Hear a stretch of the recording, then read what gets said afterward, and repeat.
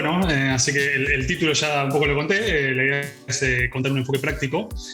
Y me gustaría empezar por invitarlos a todos a recordar, o a los que no lo hayan vivido, a imaginar cómo es esa instancia en la cual tenemos que empezar a desarrollar un producto nuevo, ¿no? Tener que, imagínense una hoja en blanco, una startup que recibió una inversión, una compañía que quiere formar un nuevo equipo para perseguir una nueva oportunidad.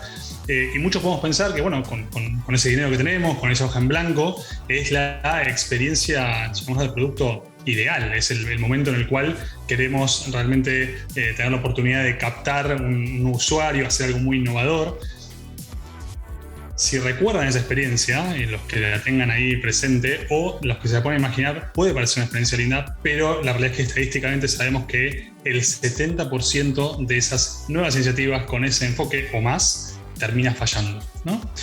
Obviamente falla por muchos motivos, pero como se podrán imaginar por el título de la charla, yo les quiero contar qué pasa cuando falla por la estrategia y cómo podemos solucionar ese problema, cómo podemos evitarlo, cómo podemos utilizar mi experiencia y experiencias de otros para que a ustedes no les pase. Y justamente por eso les quería contar justamente una situación que yo tuve de estas características y que de hecho algunas personas que están por acá seguramente en la audiencia lo hayan también, me hayan acompañado en esta experiencia. Y yo en este momento trabajaba en Despegar, y en Despegar, todos saben, una compañía muy grande, esto fue hace muchos años, unos 6-7 años quizás, que el mercado el mercado del consumidor final, Despegar.com, con la venta al turista, digamos, ya estaba llegando a un punto de saturación y estaba buscando nuevos canales para expandirse, ¿no? Y un poco el behind the scenes de las empresas de turismo es que una empresa compra o hace una negociación con un set de proveedores, hoteles, aerolíneas, alquiler de autos, etcétera, y se lo puede vender al consumidor final, pero también se lo puede vender a otras agencias que a su vez lo venden a su consumidor final, ¿no? Y para darse una idea, en este momento la penetración de venta online en Latinoamérica era más o menos del 10-15%, con lo cual la mayoría de los viajes todavía se compraban a través de agencias de viajes tradicionales. Entonces Despegar, de vuelta, con un crecimiento bastante amplio, una compañía ya en el rango de los billones de dólares de facturación, en el rubro, llamémoslo B2C, al consumidor final, estaba buscando canales para expandirse, y este negocio de agencias tradicionales, de revenderle su producto a agencias tradicionales, parecía una muy buena oportunidad, ¿no? Entonces, a mí en ese momento yo era líder de producto y me tocó ver ese auge, esa decisión de la compañía de invertir en este nuevo mercado, y creamos, así como de la noche a la mañana prácticamente, 4 equipos de producto que estaban conformados por sus product managers, sus ingenieros, sus testers, etcétera, diseñadores, todas las disciplinas. Éramos alrededor de unas 40 personas trabajando en este producto,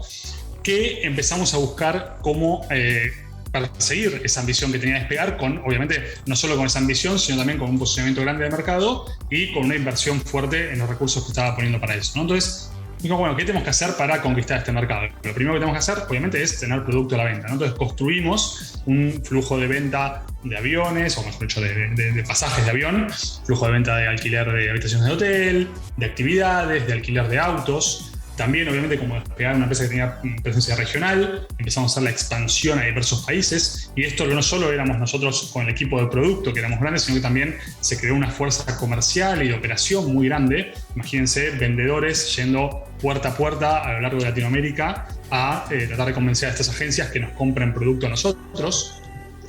También empezamos a trabajar en medios de pago exclusivos para las agencias, porque obviamente entre agencias de viaje operamos una forma de pago distinta que la que hace el consumidor final. Y también empezamos a ver diversos nichos de agencias, porque ustedes se pueden imaginar, agencias de viaje están las más parecidas a las agencias online, que son las que tienen su local a la calle, que le venden al turista, pero también, por ejemplo, un segmento enorme es la agencia de viaje corporativa, que le vende viaje a otras empresas. Entonces nosotros empezamos a desarrollar diferentes adaptaciones para cada uno de estos mercados que tenían ciertas diferencias, ¿no? Y obviamente con una fuerza de venta muy grande que nos iba transmitiendo necesidades de estos nichos que iban encontrando. Entonces, escenario ideal: hoja en blanco, equipos de cero, mucho entusiasmo, mucha energía, muchas ideas, un mercado enorme por capturar y una inversión fuertísima de Despegar. ¿Se pueden imaginar qué buen resultado? No. El resultado fue un epic fail, grande. Y bueno, nada, nuestra ambición por perseguir las cosas, y ahí ya se lo pueden empezar a imaginar por el título de la charla, lo que nos faltó fue tener un poquito más de lógica en cómo perseguíamos eso. Entonces, básicamente estamos haciendo acciones en muchas direcciones distintas, pero nos faltaba algo que una más esa visión que queríamos hacer de capturar este mercado de agencias o ser el número uno en este mercado de agencias con las acciones que estábamos tomando, ¿no? Y la estrategia es justamente esa cadena que lo que hace es crear objetivos que podemos perseguir en una secuencia lógica y alinear cómo estamos invirtiendo los recursos en lugar de hacer esta persecución de recursos en todas las direcciones que nos toca hacer. Entonces, y esto en algún punto, ¿no? Yo hago la reflexión un poco con el diario del lunes, después de muchos años y muchas experiencias más, pero lo interesante es que hay muchas empresas que les falta este eje de la estrategia de producto. Y de hecho, para citar a alguien que lo dice, para no decirlo yo solo, Marty Cagan es uno, me quedó mal el nombre, es Marty Cagan, es uno de los gurús más importantes de producto. Si alguno de ustedes está interesado en el rubro de productos digitales y no lo conoce, les recomiendo que cuando termine CoderConf vayan a googlearlo, a ver sus charlas, a comprar sus libros. Pero bueno, es una persona que trabaja con compañías de producto muy importantes.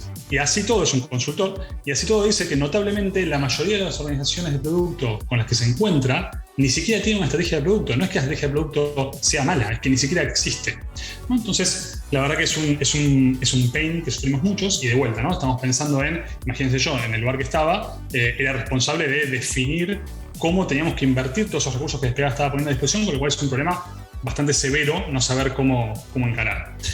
Y justamente a lo largo de estos últimos años me estuve preguntando y estuve tratando de conversar con otras organizaciones, con otros líderes de producto, y dando a entender por qué. ¿Por qué si sabemos que tenemos que, obviamente, tomar decisiones estratégicas, eso creo que nadie se lo va a cuestionar, por qué así todo fallamos o la mayoría de las compañías falla en tener una estrategia de producto definida? Y lo que encontré básicamente es que fallamos porque tenemos una falta de método, una falta de cómo hacer esa estrategia de producto, una falta de quién es responsable por definir esa estrategia de producto. ¿Es el CEO? ¿Es el Product Manager? ¿Es el equipo de tecnología? ¿Quién es responsable por definirla? Y por último, ¿qué significa definirla? ¿Cómo se ve una estrategia de producto terminada? ¿Qué artefacto es el que trae a la vida una estrategia de producto? Entonces, en base a todo eso, es cómo traté de llegar a definir un método, y un poco para contarles, no mucho sobre mi recorrido, esto lo puedo pasar muy rápido, pero básicamente lo que estuve haciendo en los últimos años fue liderando equipos de producto, como les decía, muchos años en empresas de turismo, estuve en Despegá, estuve en El Mundo, la última experiencia fue como Chief Product Officer en Best Day, una empresa de México que compró recientemente Despegar. Ahora me cambié de rubro, estoy en Xing, que es una red social para profesionales, parecido a LinkedIn, pero en el mercado germano-parlante. Pero más importante que eso, o adicional a eso, me gusta mucho compartir mis experiencias, me gusta mucho pensar en cómo, como equipos de producto, desarrollando productos interesantes, podemos hacerlo mejor. Entonces, por eso hice distintas cosas, como un podcast, me gusta escribir en Medium, hacer charlas como esta, y recientemente escribí un libro que trata de abordar este problema de cómo definir una estrategia de producto y conectarla a lo que los equipos están haciendo en el día a día. Así que con esa pequeña introducción y con esa pequeña historia personal les quiero transmitir un framework práctico y un disclaimer importante para ese framework práctico es que esto va a ser un modelo, ¿no? Y como todos los modelos son abstracciones de realidad, y como dijo este buen señor hace ya muchos años, todos los modelos, por ser una abstracción, están mal, no cubren todos los detalles. En particular, cuando hablamos de estrategia, cuando hablamos de producto, es una realidad muy compleja, varía mucho por como decía antes, ¿no? La madurez de la compañía. Por ejemplo, una startup es muy distinto de una empresa madura, un producto nuevo o el tipo de producto hace que esto varíe mucho, pero mi expectativa es poder transmitirles algunas herramientas que se puedan llevar para utilizar en el día a día. Entonces, bueno, ¿cómo está definido este modelo, ¿no? Obviamente, de alguna forma hay que contarlo, con lo cual se cuenta del 1 al 4, pero cuando empezamos a ejecutar, obviamente, estos pasos están más interconectados y algunos círculos sí van y vienen, pero bueno, vamos a contarlos en la secuencia lógica que nos gustaría poder hacerlo en un mundo ideal, ¿no? Entonces, empezamos por el paso 1, que es tomar insights, y ahora vamos a hablar un poquito de qué significa eso. El paso 2 es seleccionar esos insights, los más interesantes, los que mejor nos pueden llevar al éxito, definir goals, definir objetivos alrededor de ellos, y por último hacer una síntesis que nos permita comunicarla, que sería un paso, digamos, no es un quinto paso porque es algo que hacemos constantemente, así como tampoco lo es la primera parte, que es obtener información para llegar a esos insights, pero vamos a ver brevemente a qué nos referimos cuando estamos haciendo estos pasos, ¿no? Entonces, sin más, y de vuelta, hago una aclaración principal. No voy a hablar ahora de quién es responsable por definir estrategia de producto, pero, y como decía antes, acá tenemos una audiencia seguramente muy amplia.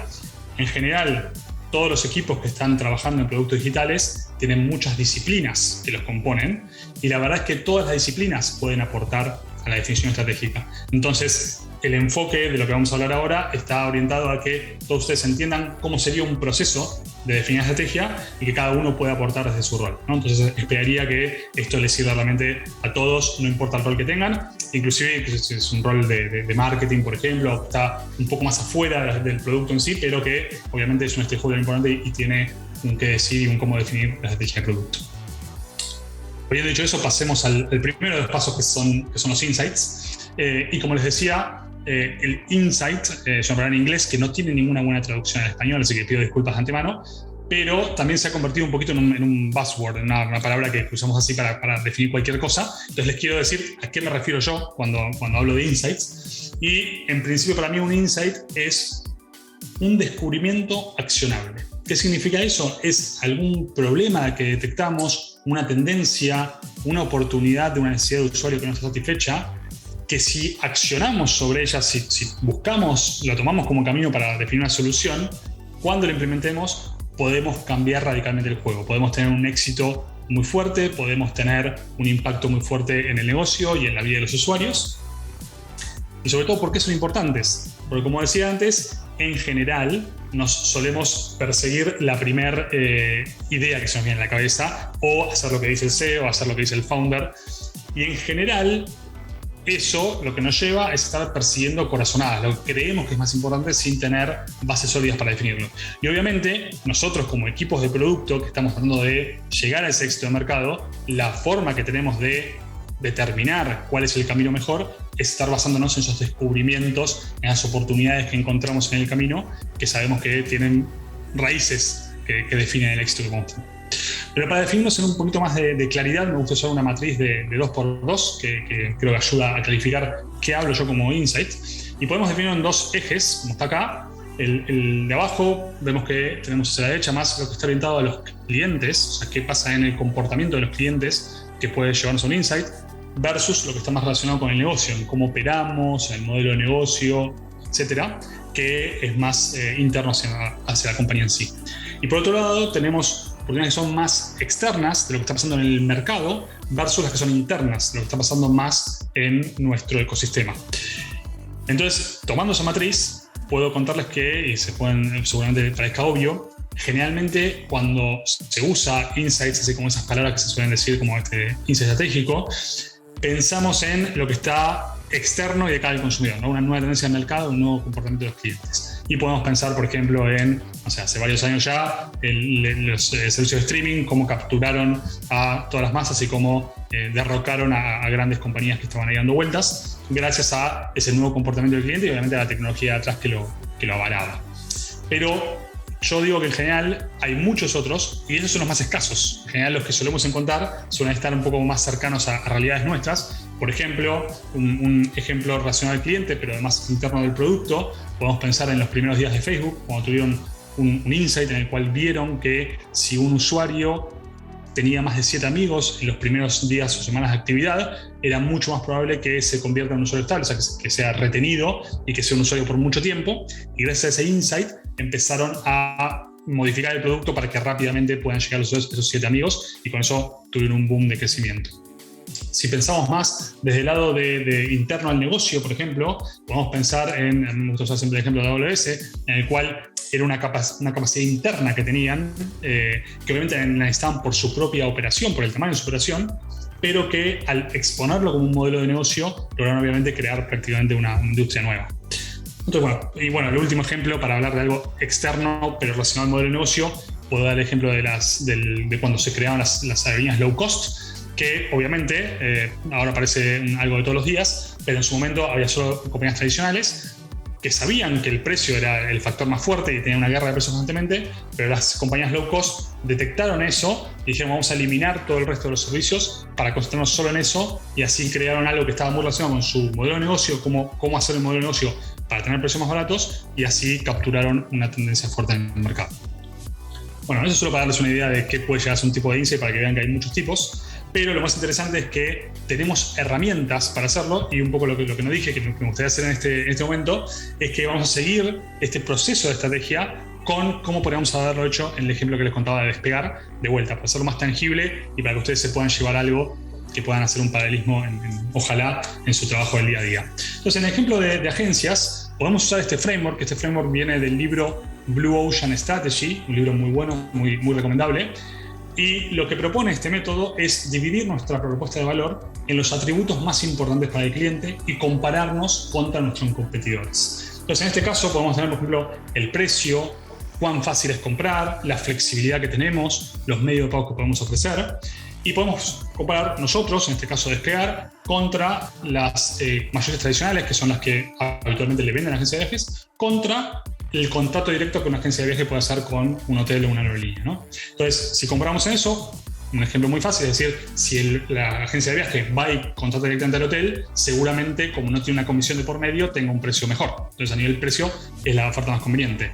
Pero después, por el otro lado, a nivel medios de pago, el hotel en general no ofrece nada, no tiene ni cuotas sin interés, ni un crédito, ni nada, y dice, bueno, vos haces una transacción, me la pagás, o tu cliente viene y me la paga. Entonces, ese es el rubro o los ejes que tenemos para utilizar en este ejemplo. Y en general, si pensamos en, por ejemplo, qué hacía muy bien Despegar, podemos verlo aquí. Perdón, me faltó decir que este eje es obviamente la valoración, ¿no? Por eso decía, en medios de pago, por ejemplo, la contratación directa, que sería el amarillo, está muy bajito y está muy bien en precio, ¿no? Obviamente Despegar en qué se destacaba, en que la facilidad de compra era tan fácil como el sitio web que poníamos para el consumidor final, con el cual era muy fácil encontrar y comprar. Pero por otro lado, por ejemplo, no ofrecíamos ninguna flexibilidad. Una vez que comprabas, las políticas de cancelación no eran muy buenas, la facilidad de pago era las que teníamos, etcétera, etcétera. Entonces, ¿en qué se podía destacar Despegar? ¿Qué podíamos pensar como nuestras oportunidades? Entonces, podemos pensar que las oportunidades estaban alrededor del precio, por un lado. ¿Por qué? Porque podíamos, con una fuerza de negociación muy fuerte que tenía Despegar, porque tenía un volumen de venta muy grande, podría llegar a conseguir mejores precios y destacarse en eso. O podría, por ejemplo, trabajar en hacer medios de pago exclusivos para agencias, que era algo que nosotros no teníamos un montón de cosas buenas, como las cuotas sin interés, pero podíamos apalancar aún más ese eje con nuevas ofertas. Entonces, hasta ahí, esto es una forma de encontrar insights, que de vuelta, si hubiésemos pensado en esto, hubiésemos dicho, ok, tenemos que concentrarnos en algunos de estos ejes en vez de pensar en todas las cosas que hicimos, como expansión regional o atacar múltiples nichos de agencias.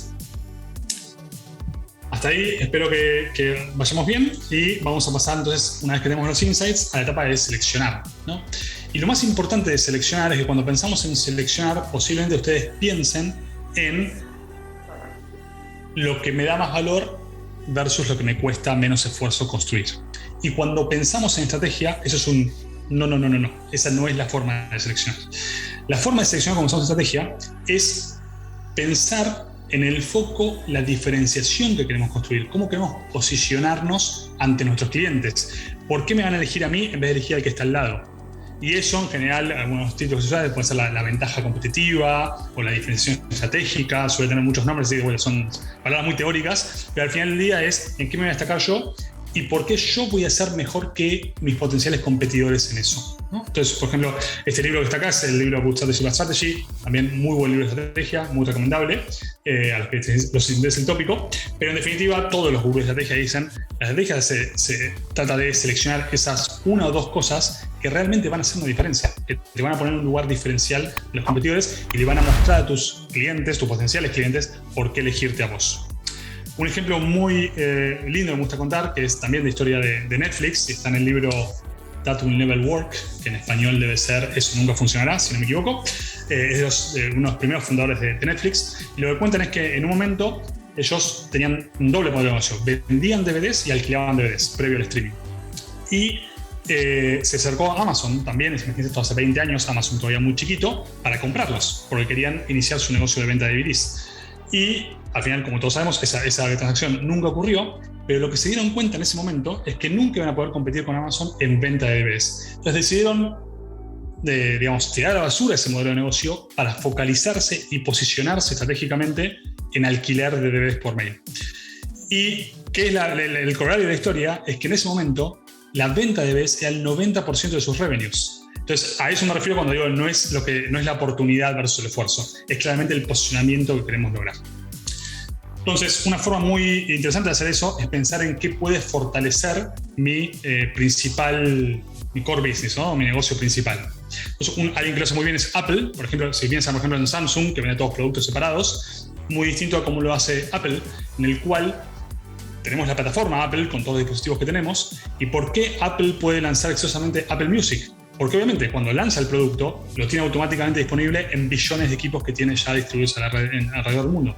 Pero a su vez, lanzar Apple Music hace que su negocio principal, los dispositivos, sea más valioso. ¿Por qué? Porque puedo tener miles de canciones en mi iPad, mi Mac, mi iPhone, y a la vez puedo sincronizar las librerías, etcétera, etcétera. Entonces le da más valor al producto principal. Hay una relación recíproca entre lo que estoy pensando en hacer y lo que me alimenta el negocio principal. De vuelta, pensemos rápidamente en nuestro ejemplo de agencias. Podemos pensar que perseguir dos oportunidades. Por un lado, podemos pensar en que podríamos perseguir la venta de hoteles en particular. ¿Y por qué podemos nosotros ser estratégicos en la venta de hoteles? Porque podemos reutilizar toda la fuerza de acuerdos comerciales que Despegar ya usa para su sitio despegar.com. Entonces puede ir como de vuelta, ¿no? Como para posicionarse en ese lugar, reaprovechar eso y presentar una ventaja ante otros competidores de agencias. Pero a su vez, conseguir el éxito en esa oportunidad que está persiguiendo le da mayor volumen de venta, y el mayor volumen de venta le da más poder de negociación con los proveedores, ¿no? Entonces, en definitiva, es un ciclo virtuoso que se va retroalimentando. A diferencia de si hago medio de pagos exclusivos, como pueden ver en la burbuja de abajo, si hago eso, obviamente voy a vender más producto porque voy a poder venderle más a las agencias, pero eso no se retroalimenta. Lo hago solo para las agencias en lugar de ser algo que alimenta mi core business que ya tengo. Bueno, espero haber sido claro con la parte de selección, y ahora pasamos a partes más conocidas. Por ahí en Insights y en selección diría que está la parte menos entendida y más crítica de la estrategia. Una vez que llegamos a los objetivos, lo importante es saber que en general cuando estamos diciendo vamos a perseguir este camino estratégico, estamos sabiendo parte del contexto, como decía, nos basamos en algún tipo de dato, en algún tipo de información que tenemos del mercado, pero por otro lado estamos basándonos también en un incierto, en un supuesto que tomamos, y es importante tomar eso en cuenta porque a la hora de ejecutar vamos a tratar de experimentar y ver si esa hipótesis es cierta o no. Entonces, en general, la verdad que cómo definir objetivos es algo que es más conocido, más común. Lo que buscamos hacer es decir, bueno, vamos a, por ejemplo, esta oportunidad va a ser diferenciar la venta de hoteles con producto exclusivo. ¿Qué vamos a tratar de hacer? Es aumentar 10% de market share en Argentina y Brasil, porque es nuestros mercados más fuertes, donde tenemos mayor fuerza de venta. Entonces eso es lo que sabemos y lo que queremos, ¿no? Podemos hacer acuerdos exclusivos porque tenemos un poder de negociación muy fuerte y un producto y un equipo comercial muy grande. Entonces, ¿qué estamos suponiendo? Estamos suponiendo que vamos a poder negociar producto exclusivo, que no lo sabemos, que vamos a poder diferenciarnos de otros porque tenemos ese poder de negociación, y estamos asumiendo que ese producto exclusivo va a ser atractivo para el resto, ¿no? Y después lo que hacemos simplemente es tratar de pensar en el riesgo que eso conlleva, con la probabilidad de que no ocurra. En este caso, por ejemplo, es una escala de 1 al 5, podría ser algo medio, porque si bien es cierto que es riesgoso, también tenemos herramientas para poder perseguirlo, pero el impacto, en caso que esto no ocurra, sería alto, porque claro, si estos supuestos no son ciertos, toda mi estrategia de vender hoteles se va al tacho. Entonces, tenemos esos dos parámetros para definir cuán riesgoso es, y a la hora de perseguir este objetivo, tener eso en cuenta. Bueno, esto lo haríamos entonces para las cosas que querramos seleccionar. En general, como decía, seleccionamos 1, 2, 3 y no más estrategias. O sea, no podemos seguir una estrategia sobre estos 40 proyectos. Ahí ya dejamos de tener estrategia. Y lo último que hacemos es la síntesis, que es como maquillar un poco esto para poder comunicarlo. Y en realidad no es maquillar, me gusta hacer el ejemplo de Picasso. Y claro, Picasso lo que lograba era comunicar toda la complejidad que tiene un toro en unas pocas líneas. Y no lo hizo dibujando unas pocas líneas porque era un genio, sí, era un genio, pero al principio lo que hizo fue al revés, definir o dibujar un toro lo más detallado posible, ir buscando todos los detalles que tenía como para poder agregarlos y tener la foto bien clara y completa, y a partir de ahí empezar a remover para quedarse con las líneas esenciales. Y con la estrategia hacemos algo parecido. Empezamos con esos insights, con esas research del mercado, con esos motivos para seleccionar, y vamos dando más contexto y más color.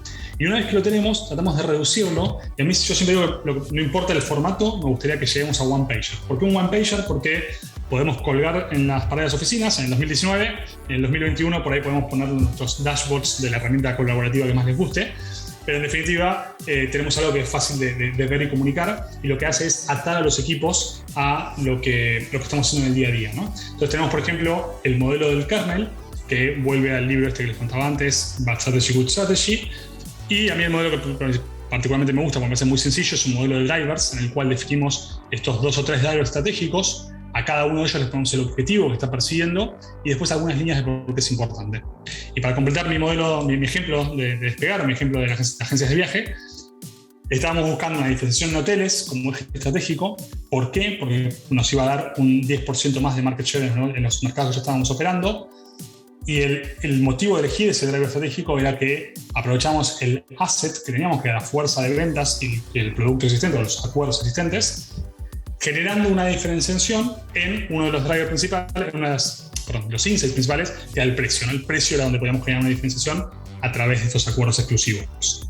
Entonces ahí pueden ver cómo todo se ataba y en definitiva hubiese puesto a, no sé si los 4 equipos, pero posiblemente gran parte de los 4 equipos a trabajar exclusivamente en esto, perseguíamos esta estrategia, capturábamos este mercado, seguramente nos iba a llevar un buen tiempo, supónganse un año, pero construíamos un motivo para que las agencias nos elijan a nosotros en vez de andar persiguiendo 1000 oportunidades que no terminaban teniendo un impacto porque éramos igual a todos. Y al final del día, si sos igual a todos, eligen al que ya operan antes o al que tenga el mejor precio cada día, etcétera, en vez de construir algo por lo cual te pueden elegir a vos constantemente y pueden ver la diferenciación que tenés. Y con eso voy cerrando los 4 pasos que vimos. Es el resumen. Me gustaría dejarles algunos recursos para los que les interese profundizar un poco más en este material. Primero y principal, a los que quieran estos slides, están en leanexperimentation.com/slides, debe ser lo primero que ven ahí para bajar. Y ahí van a estar estos links que ahora no se los pueden clicar, pero básicamente el libro Product Direction tiene en el sitio Lean Experimentation una sección disponible para bajar para cualquiera, y además está disponible en Amazon y en Book Depository, que tiene entrega gratis con un tiempo de entrega considerable, pero entrega gratis en todos los países, la mayoría de los países. Y algunos artículos que pueden leer en Medium, nachovacino.medium.com. Ahí hay artículos que están en disposición de todos, están en inglés, pero que hablan un poco más de estrategia, hablan un poco más de ejemplos, que creo que es muy útil para los que estén interesados en el tema.